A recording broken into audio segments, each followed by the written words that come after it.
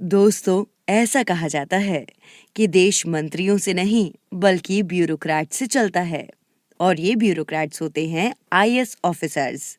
क्योंकि ये district collector या डिस्ट्रिक्ट मजिस्ट्रेट तक ही सीमित नहीं होते, बल्कि एडमिनिस्ट्रेटिव हेड्स या हर डिपार्टमेंट के सेक्रेटरी ज्यादातर सीनियर आईएएस ऑफिसर्स ही होते हैं। इसीलिए इसे एक बेहद हाई प्रोफाइल जॉब माना जाता है और हर साल लाखों स्टूडेंट्स आईएएस ऑफिसर्स बनने के लिए इंडियन सिविल सर्विसेज की तैयारी करते हैं।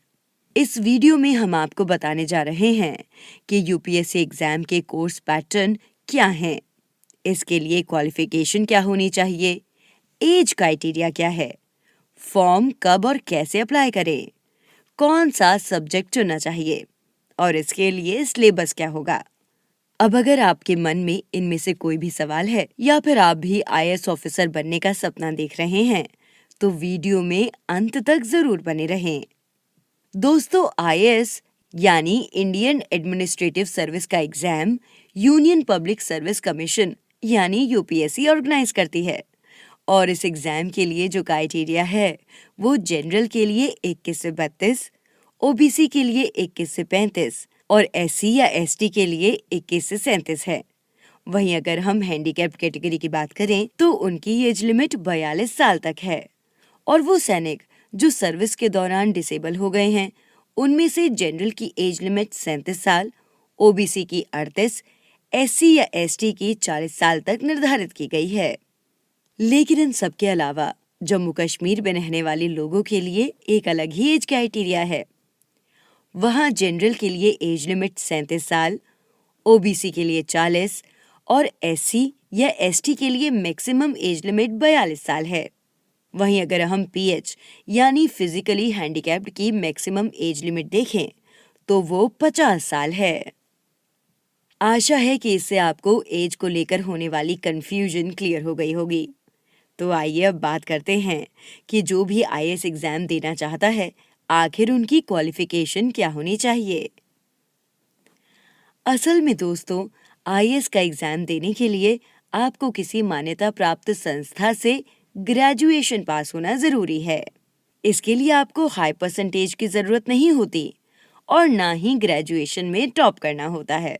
बस आपके पास पासिंग मार्क्स होने चाहिए। इसके अलावा अगर आपने अपना ग्रेजुएशन डिस्टेंस एजुकेशन के थ्रू किया है तब भी आप इस एग्जाम के लिए एलिजिबल हैं। यानी अगर आप बताई गई एज लिमिट के अंदर आते हैं, साथ ही ग्रेजुएट भी हैं, तो आप आईएएस का एग्जाम दे सकते हैं। या अगर आपका ग्रेजुएशन अभी कंप्लीट नहीं हुआ है लेकिन फाइनल ईयर में है, तब भी आप इसके लिए अप्लाई कर सकते हैं। अब काफी लोगों को कंफ्यूजन होती है कि यूपीएससी एग्जाम के लिए फॉर्म कैसे फिल करें, कैसे अप्लाई करें। तो इसका सबसे आसान तरीका है ऑनलाइन रजिस्ट्रेशन करना, जिसके लिए आप यूपीएससी के ऑफिशियल पोर्टल upsc.gov.in पर जाकर वहां फॉर्म फिल कर सकते हैं। अब यहाँ फॉर्म फिल करते वक्त आपको ध्यान देना होगा कि सारी इंफॉर्मेशन आधार कार्ड या एकेडमिक डॉक्यूमेंट के अकॉर्डिंग ही हो, ताकि आपको आगे जाकर किसी भी तरह की परेशानी का सामना न करना पड़े। अब अगर हम बात करें कि यूपीएससी एग्जाम के लिए कब अप्लाई किया जाता है, तो हर साल इसके लिए ऑनलाइन रजिस्ट्रेशन फरवरी महीने में शुरू होता है। अब बारी आती है आखिर यूपीएससी के लिए कौन सा सब्जेक्ट चुनना चाहिए। तो इसको लेकर बहुत से मिथ भी सुनने को मिलते हैं। जैसे अगर आप यूपीएससी की तैयारी कर रहे हैं या करना चाहते हैं तो कभी ना कभी आपने इस बारे में जरूर सुना होगा कि आर्ट्स बैकग्राउंड के स्टूडेंट्स को आईएएस एग्जाम में ज्यादा सफलता मिलती है। लेकिन यहाँ आपकी जानकारी के लिए बता दूं कि आप चाहे आर्ट्स लें, साइंस लें या कॉमर्स लें, तीनों में ही बराबर पॉसिबिलिटीज हैं। यूपीएससी की ऑप्शनल सब्जेक्ट लिस्ट में आईएएस ऑफिसर बनने के लिए आर्ट्स, साइंस, कॉमर्स, इंजीनियरिंग या मेडिकल स्ट्रीम से जुड़े कई सब्जेक्ट्स होते हैं। इसीलिए आप उन्हीं सब्जेक्ट्स को चुनें जिनमें आपकी रुचि हो या आपको लगता है कि इस सब्जेक्ट के साथ आप अच्छा परफॉर्म कर सकते हैं। इसके अलावा कैंडिडेट्स को सबसे ज्यादा कंफ्यूजन होती है एग्जाम के कोर्स पैटर्न को लेकर। तो बेसिकली इसे 3 पार्ट में डिवाइड किया गया है, जिसमें पहला है प्रिलिमिनरी एग्जाम, दूसरा है मेंस एग्जाम और लास्ट है इंटरव्यू। फॉर्म भरने के कुछ समय बाद प्रिलिमिनरी एग्जाम होता है, जिसमें 2 सब्जेक्ट्स होते हैं।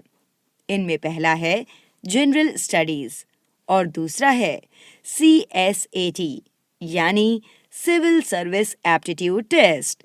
ये दोनों ही पेपर 200 मार्क्स के होते हैं, जिसके लिए कैंडिडेट्स को 2 घंटे का टाइम दिया जाता है और इस एग्जाम को आप हिंदी या इंग्लिश किसी भी लैंग्वेज में दे सकते हैं। अब अगर हम बात करें कि इसके लिए सिलेबस क्या होगा, तो फर्स्ट पेपर में जनरल स्टडीज के लगभग सारे ही एरियाज इंक्लूड होते हैं, जिनमें हिस्ट्री, ज्योग्राफी, करंट अफेयर्स और डेमोक्रेसी जैसे कई एरियाज आते हैं। यानी CSAT यानी सेकंड पेपर में general mental ability, communication skills, analytical ability और लॉजिकल रीजनिंग शामिल होते हैं। प्रिलिमिनरी एग्जाम IAS बनने का पहला स्टेप होता है और मेंस एग्जाम तक पहुंचने के लिए इसे पास करना जरूरी है। ये बेसिकली एक क्वालिफिकेशन राउंड होता है और इसके मार्क्स को मेरिट लिस्ट में नहीं जोड़ा जाता। अब अगर हम बात करें मेंस एग्जाम की, तो इसमें 9 पेपर्स देने होते हैं, जिनमें से 7 पेपर्स के मार्क्स ही मेरिट लिस्ट में काउंट होते हैं। इन पेपर्स में से हर एक 250 मार्क्स का होता है, यानी ये टोटल 1750 मार्क्स के होते हैं। इन 9 पेपर्स में से 2 क्वालिफाई पेपर्स होते हैं, जिनमें से हर एक 300 मार्क्स का होता है। लेकिन यहाँ आपके लिए जानना जरूरी है कि इन दोनों पेपर्स के मार्क्स मेरिट लिस्ट में काउंट नहीं किए जाते हैं। अब आपके मन में सवाल आ रहा होगा कि आखिर मेन एग्जाम्स के पेपर के सब्जेक्ट क्या हैं? तो पेपर 1 ऐसे से रिलेटेड होता है। सेकंड पेपर में Indian heritage and culture, history and geography of the world and society के बारे में पूछा जाता है। Third paper governance, constitution, welfare initiatives, social justice and international relations के बारे में होता है। और पेपर 4 में technology, economic development, agriculture, biodiversity, security और डिजास्टर मैनेजमेंट से रिलेटेड सवाल होते हैं। वहीं 5 पेपर में एथिक्स, इंटीग्रिटी और एप्टीट्यूड के बारे में लिखना होता है। अब पेपर 6 और पेपर 7 के लिए आप 26 ऑप्शनल सब्जेक्ट में से कोई भी चुन सकते हैं। इसके बाद आते हैं 2 क्वालिफाइंग पेपर्स, जिनमें से एक इंग्लिश होता है, तो दूसरा आप अपना कोई भी रीजनल लैंग्वेज चुन सकते हैं। मेंस एग्जाम को क्लियर करने के बाद बारी आती है इंटरव्यू की, जिसमें रिटन कुछ भी नहीं होता।